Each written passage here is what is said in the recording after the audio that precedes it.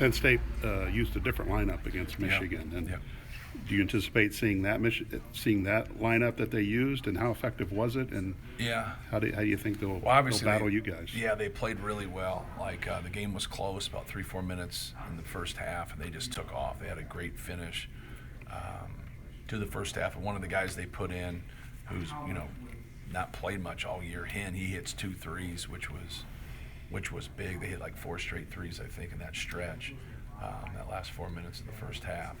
I would think so. Mm-hmm. I would think anytime you win, and obviously they doubled Hunter Dickinson, I would think that they stay right there to start the game that way. A lot of times you go smaller, you're skilled, you can score more, you're more efficient offensively, but then when you want to come on a double or you want to do something different and you're smaller, you're not coming with size. And especially with Zach, like I think people have kind of learned, either you play him one-on-one and you just fight him the whole game, or if you do double, you're coming with some size, and that's what they did. They started that size with those 2 guys, and then they tried to double Hunter.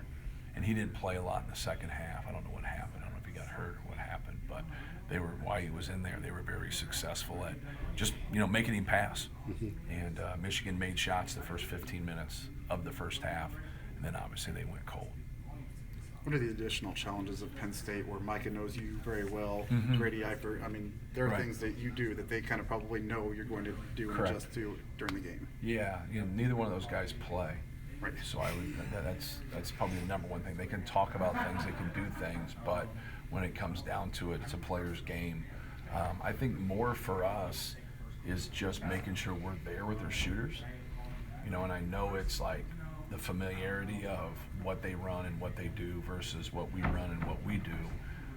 So you kind of go back in that. But I think the key is going to be, for us, not letting them get going shooting the basketball. If you look at their great games where they have their best wins of the season, they normally are making high-level threes. They're making 12 to 15 threes and really get going. So I think that's going to be more important than 2 staffs being familiar with each other.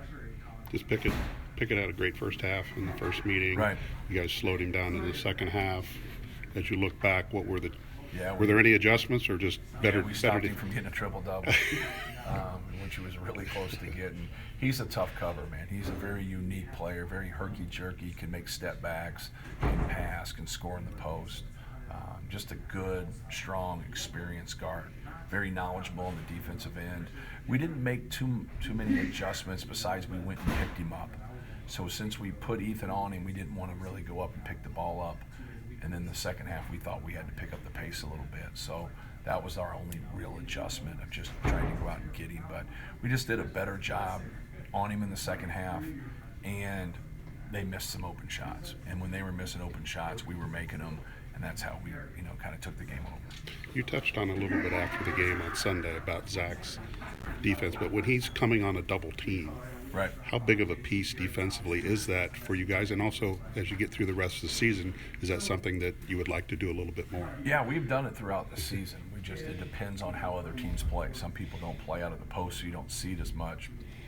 But no, he did a good job of being active with his hands too, getting a double and getting those steals and those deflections. But just if it presents itself, it's a little different because normally guys of that size are the guys guarding him, and then other people come. And now when he comes, they got to dribble around him, because if they try to pass around him, he gets those deflections. It's a little bigger picture about Braden Fletcher in the backcourt. I'm just wondering, obviously you never totally know with freshmen. Was there a point you knew that those guys coming in as freshmen would be able to do what you were expecting of them this season?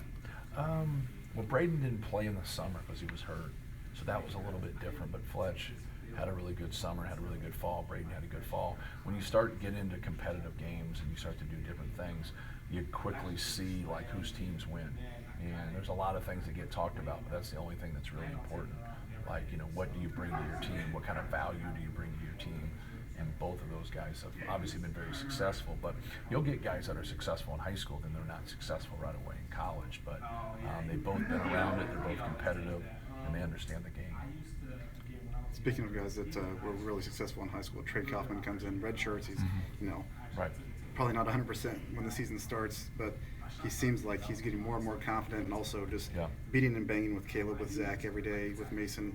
How much has that helped him grow as a post player? Yeah, well, he's got good physical tools. Like, he can score with his back to the basket. He's got very good footwork in the post, as you see with his up and unders and the way he plays. He just needs to play more, and it's just hard, with our front line. We have a very, deep front line, and with Zach and the success that he's had. But no, he's played well. In his short minutes before the last couple games, he's just fouled, turned the ball over. He just hasn't been able to kind of get any traction, and then Zach's sitting over there. And so, you quickly, go back to Zach because he's playing so well. So it's not fair. He needs to play more. He needs to play through his mistakes. How big was it to get a guy from that part of the state to come here, with his accolades and stuff as a high school player? Well, it was good. I thought he made a smart decision. I thought with our success that we've had with big guys and the relationship that we had with him, I thought this was the right place for him. And I'm obviously biased, but he's going to be a great player. And anytime you recruit, you don't want to waste your time. So sometimes when you recruit people in somebody's actual city, I think that's hard.